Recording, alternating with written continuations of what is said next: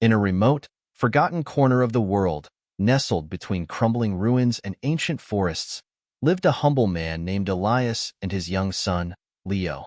They were guardians of a remarkable legacy, a collection of ancient garments passed down through their family for generations. These clothes were no ordinary relics.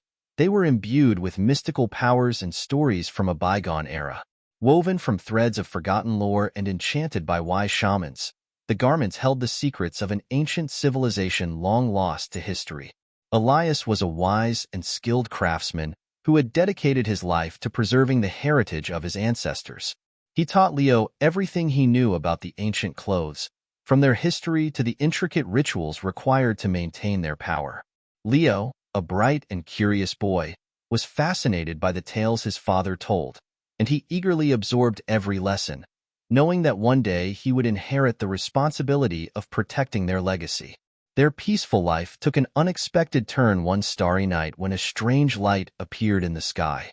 It was unlike anything they had ever seen, a luminous, pulsating orb that hovered above their home.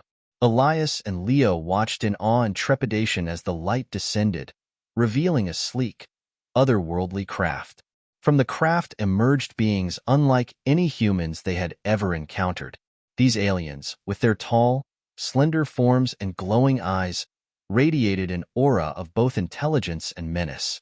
The leader of the aliens, a figure known as Xyler, stepped forward. His voice, though melodious, carried an edge of authority.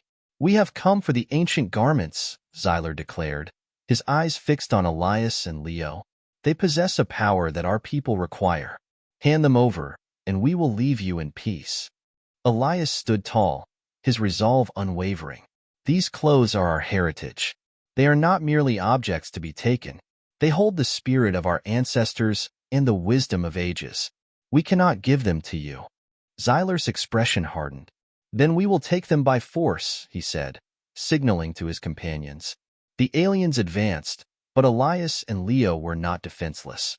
Elias donned an ancient cloak woven with the strength of the mountains, while Leo wore a tunic that granted agility and speed. Together, they activated the enchantments embedded within the garments. Elias's cloak shimmered, forming a protective barrier around him, while Leo moved with the grace and swiftness of a deer, evading the aliens' attempts to capture him. The battle was intense. Elias and Leo, though outnumbered and facing advanced alien technology, fought with the courage and ingenuity passed down through their lineage. The ancient clothes granted them abilities that even the technologically superior aliens could not easily counter.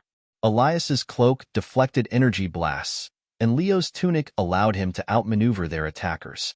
Realizing brute force would not prevail, Xyler called for a temporary retreat.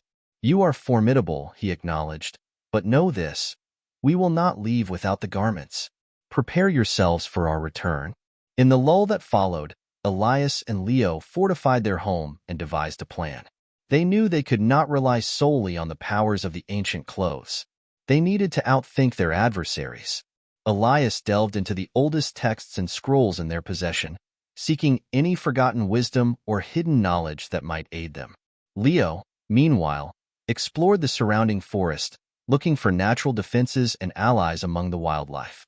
Days later, the aliens returned, armed with new strategies and advanced weaponry.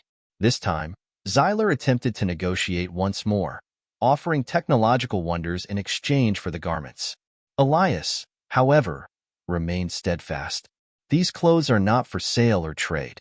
They are our legacy, and we will protect them with our lives." The aliens launched their assault, but Elias and Leo were ready. Elias had discovered an ancient ritual that amplified the garment's powers when performed in harmony with nature. As the battle raged, father and son enacted the ritual, calling upon the spirits of their ancestors and the elemental forces of the earth. The ground trembled, and the air crackled with energy. Trees uprooted themselves to form barricades, and the wind swirled into powerful gusts, disorienting the aliens. Elias's cloak glowed with an otherworldly light, shielding him from harm, while Leo moved like a blur, striking with precision and agility. The natural world seemed to come alive, aiding them in their struggle.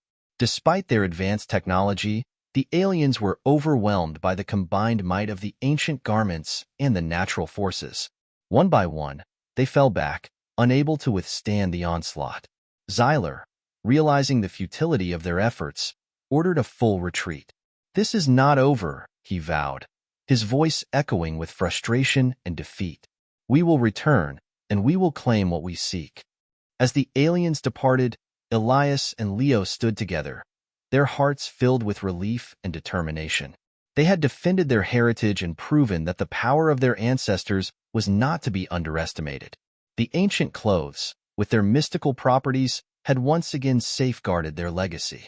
In the days that followed, Elias and Leo continued to honor the traditions of their people, maintaining the garments and passing on their knowledge. They knew that the threat of the aliens might return, but they also knew that they were ready. With the wisdom of their ancestors and the strength of their bond, they would face any challenge that came their way. The story of Elias and Leo, the guardians of the ancient garments, became a legend. It was a tale of courage, resilience, and the enduring power of heritage. And as long as they stood together, no force, alien or otherwise, could take away the legacy that was rightfully theirs.